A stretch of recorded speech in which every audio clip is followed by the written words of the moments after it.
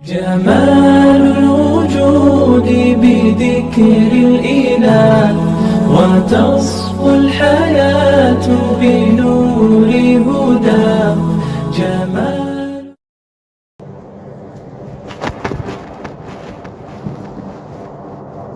الحمد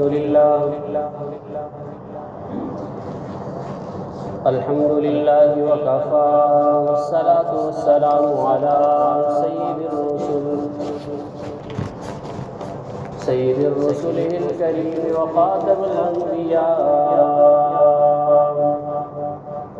وعلى آله وصحبه الأتقياء.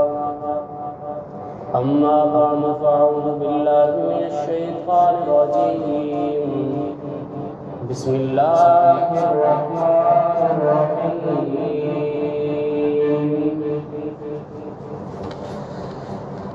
والتين والزيتون وطور سينين وهذا البلد الأمين لقد خلقنا الإنسان في أحسن تقويم. قال الله تبارك وتعالى في كلامه المجيد والفرقان الحميد: وما خلقت الجن والإنس إلا ليعبدون. قال النبي صلى الله عليه وسلم: الدين النصيحة. صدق الله العظيم وصدق رسوله النبي الكريم ونحن على ذلك لمن الشاهدين والشاكرين والحمد لله رب العالمين.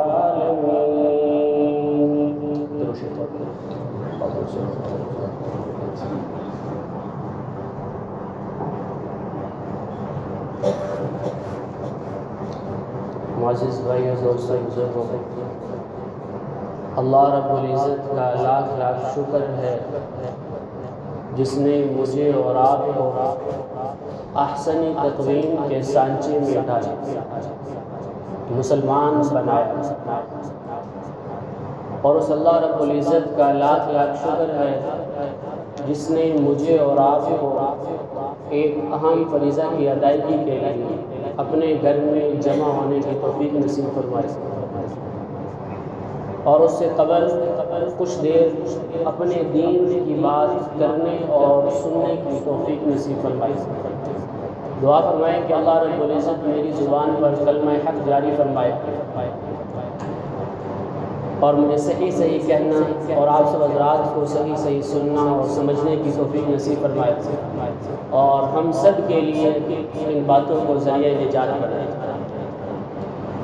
اللہ رب العزت نے انسان کو پیدا کیا اور اللہ ہی نے انسان کے جذبات کو اور خیالات کو اللہ ہی نے پیدا کیا۔ اللہ نے انسان کے اندر خواہشات کو رکھا۔ آج ہر انسان یہ چاہتا ہے کہ میری عزت کی جائے، ہر انسان یہ چاہتا ہے کہ میری عزت کی جائے، لوگ میری عزت کریں۔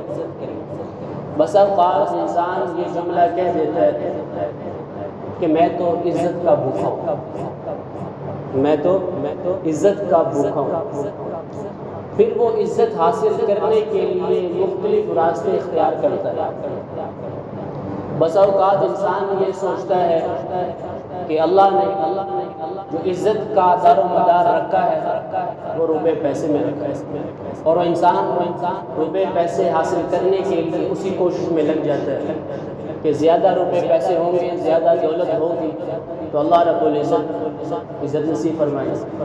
اور بسا اوقات انسان عہدے حاصل کرنے پر لگتا ہے، وہ یہ سوچتا ہے کہ اعلیٰ عہدہ ہوگا تو اسی میں عزت ہے، اور وہ عہدے حاصل کرنے کے لیے اسی سوچ میں لگا ہوا ہے، اسی فکر میں لگا ہوا ہے کہ جتنا بڑا عہدہ ہوگا اتنی زیادہ عزت ہوگی۔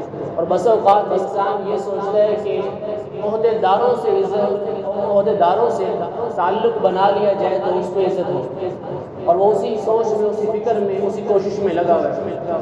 بسا اوقات انسان یہ سوچتا ہے کہ خاندان تلاش کرنے میں عزت، یعنی کہ اعلیٰ خاندان مل گیا تو اس میں عزت، اور وہ اسی سوچ میں، اسی فکر میں لگا ہوا ہے۔ اور بسا اوقات انسان یہ سوچتا ہے کہ جو میرا خاندان ہے وہ عزت والا خاندان، لیکن اللہ رب العزت نے قرآن پاک کے اندر، ویسے تو اللہ رب العزت ہر چیز کے مالک بھی ہیں، خالق بھی ہیں، لیکن قرآن پاک کے اندر بعض چیزیں ایسے ہیں جن کے بارے میں اللہ رب العزت نے قرآن پاک میں خود خالق یعنی مالک ہونے کا اقرار کیا، ان میں عزت بھی ہے۔ قرآن پاک میں سورۃ آل عمران میں آیت نمبر 26 میں اللہ رب فرماتے ہیں قل اللہم مالک الملک تؤتی الملک من تشاء وتنزع الملک ممن تشاء وتعز من تشاء وتذل من تشاء۔ کیا جی؟ اللہ فرماتے ہیں کہ اللہ ہی کے ہاتھ میں بادشاہت ہے، یعنی کہ میرے ہی ہاتھ میں بادشاہت ہے، اور بادشاہت کا سارا دار و مدار میرے ہی ہاتھوں میں ہے۔ میں جسے چاہتا ہوں بادشاہت سے اتار دیتا ہوں، جسے چاہتا ہوں بادشاہت پر بٹھا دیتا ہوں، بادشاہت کے تخت پر بٹھا دیتا ہوں، اور میں جسے چاہتا ہوں عزت دیتا ہوں، جسے چاہتا ہوں ذلت دیتا ہوں، اور یہ عزت ذلت کا دار و مدار اللہ کے ہاتھ میں، اور اللہ ہی عزت اور ذلت دینے والے ہیں۔ انسان یہ ہو ہی نہیں سکتا کہ انسان عزت والے کام کرے اور اللہ اسے ذلت دے، یہ ناممکنات میں سے کہ انسان نے عزت والے کام کیے، اللہ نے اسے ذلت دے دی۔ عزت حاصل کرنے کے متعلق یعنی کہ اللہ نے انسان کو عزت والا کس انسان کو قرار دیا ہے، قرآن پاک میں اللہ رب العزت حجرات میں فرما رہے ہیں، کیا فرماتے ہیں کہ ان اکرمکم عند اللہ اتقاکم، بے شک اللہ کے نزدیک عزت والا وہی شخص ہے جو جتنا زیادہ پرہیزگار ہوگا، یعنی کہ جو جتنا زیادہ تقوی والا ہوگا وہی اللہ کے نزدیک عزت والا۔ آج کل ہم جو سوچ رہے ہیں، ہم کہتے ہیں جی پیسہ مل گیا، اعلیٰ گاڑی ہے، اعلیٰ کپڑے ہیں، اعلیٰ گھر ہے، اعلیٰ خاندان سے تعلقات ہیں، اعلیٰ عہدیداروں سے تعلقات ہیں، تو ہم عزت والے ہیں۔ لیکن اللہ رب العزت کہ ہاں اللہ نے قرآن پاک میں کیا فرما دیا کہ عزت والا کون ہے؟ جو تقوی اختیار کرنے والا ہو، یا کہ جو جتنا زیادہ تقوی اختیار کرے گا میرے نزدیک وہ عزت والا۔ آیا آج کل ہم یہ اکثر ہمارا شکوہ شکایت ہے کہ جی میرے بچے مجھ سے عزت نہیں کرتے، میرے والدین میری عزت نہیں کرتے، میرے دوست احباب میری عزت نہیں کرتے، میرے خاندان والے میری عزت نہیں کرتے، میرے محلے والے میری عزت نہیں کرتے۔ وہ کیوں نہیں کر رہے؟ آخر غلطی کہاں پر ہے؟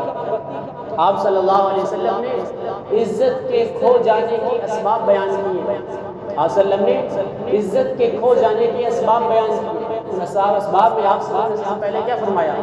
آپ نے فرمایا کہ جو شخص اپنی زندگی میں جھوٹ لے آئے، جو شخص اپنی زندگی کے اندر جھوٹ لے آئے تو اس کی عزت ختم ہوگی۔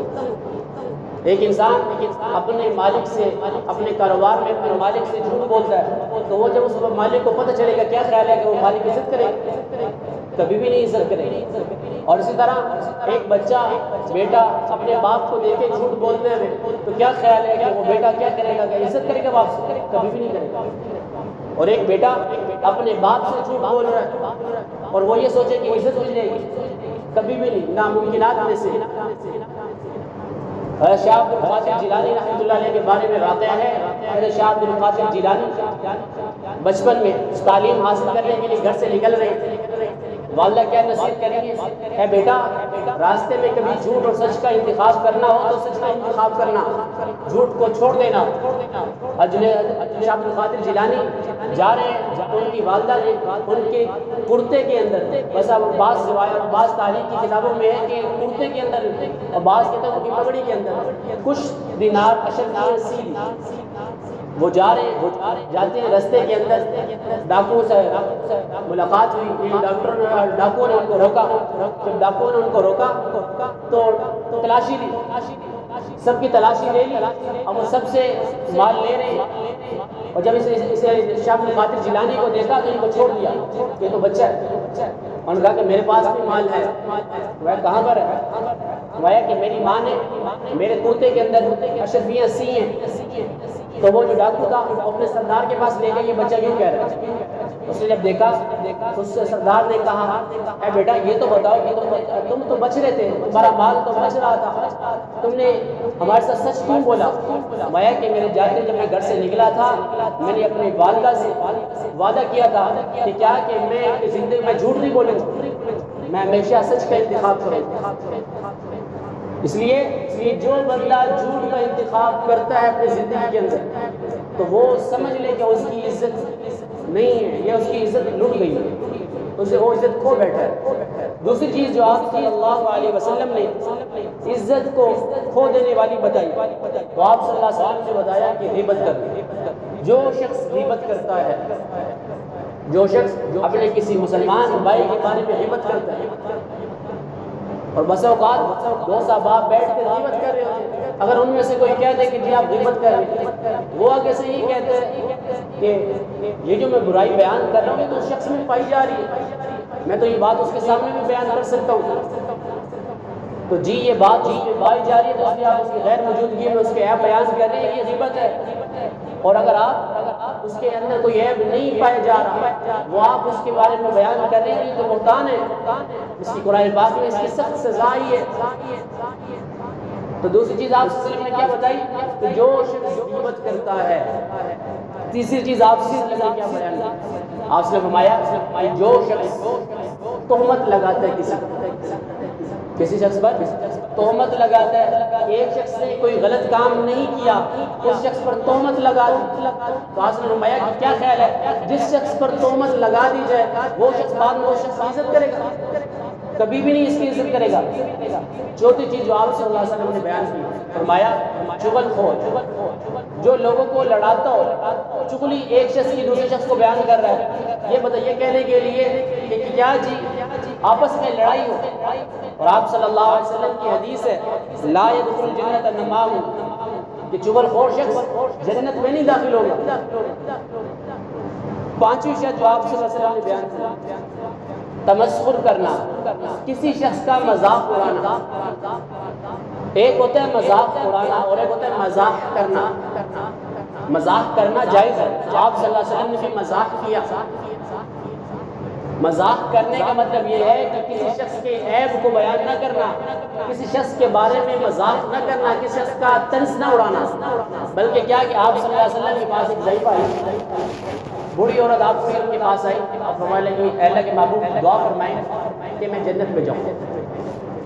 آپ صلی اللہ علیہ وسلم نے فرمایا کہ جی بوڑھے لوگ جنت میں نہیں جائیں. وہ لوگ وہ عورت گھر چلی گئی اور روتی رہی. آپ صلی اللہ علیہ وسلم نے بعد میں پیغام بھیجا, اسے کہو کہ بوڑھی عورت جنت میں نہیں جائے, بوڑھے لوگ جنت میں نہیں جائیں گے لیکن جوان ہوگا. جنت میں سب جوان ہوگا. تو یہ نہیں کیا کہ کسی کا تمسخر نہ کیا جائے. میرے استاد یوسف خان صاحب درس میں فرمانے لگے تمسخر کے بارے میں. فرماتے ہیں کہ ایک ولیمے میں جانا ہوا, ایک ڈاکٹر صاحب ساتھ تھے, جانا ہوا تو ایک ٹیبل پر جا کر بیٹھے, جہاں پر ڈاکٹر صاحب کے دوست وغیرہ وہاں بیٹھے. کہتے جیسے ہی وہ ڈاکٹر صاحب اور میں جا کر وہاں پہ بیٹھے تو وہاں پر ان لوگوں نے مذاق اڑانا شروع کر دیا. ڈاکٹر کیا ڈاکٹر تو ایسے ہوتے ہیں, یعنی کس طرح کا مذاق اڑایا. کہتے ہیں کہ ڈاکٹر تو ایسے ہوتے ہیں تو یہ تو آپریشن کے درمیان کینچی تک بھول جاتی ہے. اور ڈاکٹر صاحب بظاہر تو ان کے ساتھ مل کر ہنستے رہے اور ولیمے سے فارغ ہو کے واپس آ گئے. ساجی فرماتے ہیں کہ کچھ دن بعد پھر اتفاق ہوا ایک ولیمے پر جانے پر. اتفاقاً اللہ کا کرنا ایسا وہ ڈاکٹر صاحب پھر ساتھ ہیں, اور جب ان کے ساتھ پھر جانا ہوا تو پھر میں نے ان ڈاکٹر صاحب سے کہا کہ وہ آپ کے دوست بیٹھے ہیں ان کے پاس چلتے. ڈاکٹر صاحب کیا کہہ رہے ہیں ان کے پاس نہیں بیٹھے. تو ساجی فرماتے ہیں کہ ہم الگ ٹیبل پر بیٹھ تو گئے تو میں نے ان سے پوچھا کہ کیا وجہ آپ ان کے پاس, آپ کے دوست ہیں آپ ان کے پاس نہیں بیٹھے. اور ڈاکٹر صاحب فرماتے ہیں کہ ڈاکٹر صاحب فرمانے لگے, کہتے ہیں کہ جی ان سے مجھے نفرت ہو گئی کہ جب سے میں ان کے پاس جا کے بیٹھا ہوں وہ میرے شعبے کے بارے میں مذاق ہو رہی ہے. کیا کہ دوست سے نفرت کر رہا ہے, کیوں تمسخر مذاق کے لیے دوست سے نفرت کر رہا ہے. چھٹی چیز جو آپ صلی اللہ علیہ وسلم نے فرمائی, آپ صلی اللہ علیہ وسلم نے فرمایا کہ جو شخص دھوکہ دیتا ہے, جو شخص دھوکہ دیتا ہے وہ شخص یوں سمجھ لے کہ اس کی عزت کھو گئی. اس کی عزت ختم ہوگی۔ اور ساتویں چیز جو آپ صلی اللہ علیہ وسلم نے بیان فرمائی، وہ آپ نے فرمایا کہ متکبر شخص، جو شخص تکبر کرتا ہے، یعنی کہ اپنے آپ کو لوگوں میں اونچا نظر آتا ہے، نظر دکھائی دیتا ہے کہ میں لوگوں میں اونچا نظر آؤں، میں لوگوں میں اپنے آپ کو اونچا نظر دکھائی دینے کے بعد کہ کیا کہ میں لوگوں میں اونچا ہوں، میرا حسب نسب بہت اونچا ہے، میرا مقام لوگوں سے بہت اونچا ہے، میں عزت والا ہوں، میں پیسے والا ہوں، میں مال والا ہوں، اس لیے میں لوگوں سے زیادہ ہوں۔ متکبر شخص، آپ نے فرمایا کہ متکبر شخص اپنی عزت کو کھو دیتا ہے۔ آٹھویں چیز جو آپ صلی اللہ علیہ وسلم نے بیان فرمائی، بددیانتی کرنے والا، یعنی کہ خیانت کرنے والا، اس شخص کو جس کے ساتھ کوئی امانت، جس کے پاس کوئی رکھوائے اور اس میں خیانت کر لے، وہ شخص یہ سوچ لے، یہ سمجھ لے کہ وہ اس کی عزت کھو گئی۔ تو یہ تھے اسباب عزت کو کھو دینے والے، کہ کس وجہ سے آج ہم اپنے اندر دیکھیں کہ کس وجہ سے ہماری عزت لوگ نہیں کر رہے، ہمارے گھر والے، ہماری اہلیہ، ہماری بیوی ہماری عزت نہیں کر رہی۔ اکثر لوگوں کی شکایت ہوتی ہے کہ جی واللہ میری بیوی میری عزت نہیں کرتی، اور عورتوں کی شکایت ہوتی ہے کہ میرا شوہر میری عزت نہیں کرتی، کیونکہ یہ برائیاں ہمارے اندر پائی جا رہی ہیں۔ ان برائیوں کی وجہ سے ہم عزت کھو رہے ہیں۔ آپ صلی اللہ علیہ وسلم نے فرمایا، نبی کریم صلی اللہ علیہ وسلم نے فرمایا 3 چیزوں کو اختیار کر لو، لوگ آپ کی عزت کریں گے۔ کتنی چیزیں؟ 3 چیزوں کو اختیار کر لو، لوگ آپ کی عزت کریں گے۔ آپ نے فرمایا کل مسلم علی المسلم حرام دم و مال و عرض، ہر مسلمان اور دوسرے مسلمان بھائی 3 چیزیں قابل احترام ہیں۔ حرام کا مطلب صرف حرام نہیں ہے، حرام کا مطلب قابل احترام ہے، عزت بھی ہے۔ جیسے کہ مسجد الحرام حرام، لوگوں نے کہا اس کے بارے میں اس کے نام سے حرام کیوں ہے؟ تو حلال ہے۔ علماء فرماتے ہیں کہ یہ مسجد حلال تو ہے، لیکن یہ حرام، یہ حلال حرام والا نہیں ہے، یہ محترم والا ہے، عزت والا ہے۔ تو یہاں پر بھی حرام آیا۔ ہر مسلمان پر مسلمان کی 3 چیزیں محترم ہیں، قابل احترام ہیں۔ نمبر 1 خون، کہ کیا کہ مسلمان کو قتل نہ کرے۔ آج بھائی کا قاتل ہے، کیوں؟ مال و دولت کی وجہ سے، عزت کے لیے۔ وہ کیا چاہتا ہے؟ وہ کہتا ہے عزت ملنی چاہیے، عزت ملنے کے لیے اپنے مسلمان بھائی کا دشمن بناؤ۔ آپ نے کیا فرمایا؟ نمبر 1 خون، مسلمان کا مسلمان بھائی پر خون احترام ہے، مطلب یہ کہ اسے قتل نہ کرے۔ دوسری بات مال، یعنی کہ مسلمان پر مال کی حفاظت کرنا، اس کی ذمہ داری کرنا ضروری ہے۔ تیسری چیز عرض، کیا مطلب؟ کہ مسلمان کی عزت کرنا، اس کے مال و دولت کی، اس کی اور اس کے اہل و عیال کی عزت کرنا، احترام سے اس سے بات کرنا ہر مسلمان پر ضروری ہے۔ میرے بھائیوں، آج ہم دیکھیں کہ ہماری زندگی کے اندر عزت کو کھو دینے والے جو اسباب ہیں، ان اسباب میں سے کون سے اسباب ہیں جو ہم اپنا رہے ہیں، جو ہمیں نہیں اپنانے چاہیے؟ اور جو آپ صلی اللہ علیہ وسلم نے عزت کو پا لینے والے جو 3 چیزیں بتائی ہیں، ان میں دیکھیں، محاسبہ کریں اپنے اندر کہ ہمارے اندر کون سی ایسی چیزیں جو ہم وہ اپنا نہیں رہے، جس کی وجہ سے ہم عزت کھو رہے ہیں۔ اس لیے میرے بھائیوں، نیت کریں، ارادہ کریں، اللہ رب سے دعا کریں کہ اللہ رب العزت مجھے اور آپ کو اپنے مسلمان بھائی کے تحفظ کی، عزت مال دولت کی حفاظت کرنے والا بنائے، اور ہمیں ہر ایک کو عزت کرنے والا اور عزت دار ہونے والا بنائے۔ دعا فرمائیں کہ اللہ رب العزت مجھے اور آپ کو عمل کی توفیق عطا فرمائے۔ وما علینا الا البلاغ۔